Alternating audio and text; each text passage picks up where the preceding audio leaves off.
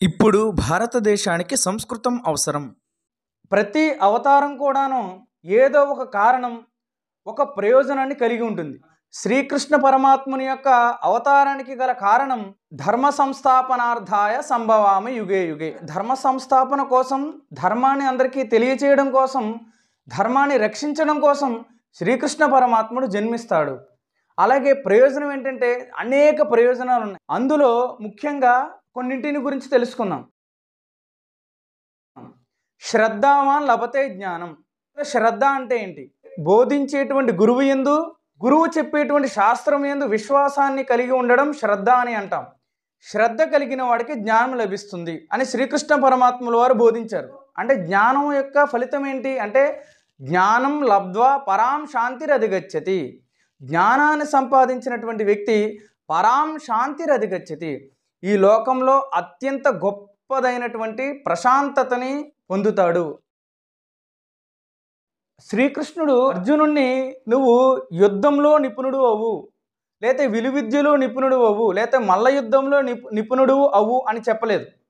ఏం చెప్పారంటే యోగి భవార్జున అంటే ఇది అర్జునుడికి చెప్పింది కదా, సమస్త మానవాళికి నేర్పినటువంటి మాట. అర్జునుడిని యోగి అవ్వమని చెప్పాడు. అంటే యోగము చేతనే మనం మానవుని యొక్క జీవితం సార్థకమవుతుంది. మన పూర్వీకులు కూడా యోగే నాంతే తనుత్యజాం, యోగం చేస్తూనే శరీరాన్ని విడిచిపెట్టేవారు. అది మనం తెలియకపోవడం వల్ల ఇప్పుడు రోగే నాంతే తనుత్యజాం అన్నట్టుగా రోగాలతో శరీరాన్ని విడిచిపెడుతున్నాము. కాబట్టి ఈ యోగ శాస్త్రాన్ని, యోగ మార్గాన్ని తెలిపినటువంటి మహాత్ముడు భగవంతుడు శ్రీకృష్ణ పరమాత్ముడు. భగవద్గీతలో శ్రీకృష్ణుడు చెప్పినటువంటి మాట, భగవంతుడు ఎక్కడ ఉన్నాడు అంటే ఈశ్వర సర్వభూతానాం హృద్దేశేర్జున తిష్టతి. ఈ సమస్త ప్రాణుల్లో హృదయాంతరాలలో భగవంతుడు ఉన్నాడని వివరించారు. మద్భక్తాహ ఎత్ర గాయంతి తత్ర తిష్టామి నారద. తన భక్తులు ఎక్కడైతే శ్రీకృష్ణుని యొక్క కథలను, గుణగణాలను కీర్తిస్తారో అక్కడ నేను నిత్యము ఉంటాను అని చెబుతున్నారు. అలాగే గీతాశ్రేయహం తిష్టామి, నిత్యము భగవద్గీతలో నేను ఉంటాను. గీతామే చోత్తమం గృహం, గీతయే నాకు ఉత్తమమైనటువంటి నివాస స్థానము అని చెబుతున్నారు. అలాగే భాగవతము యందు నేను నివసిస్తున్నానని భాగవతంలో కూడా చెప్పి ఉన్నారు.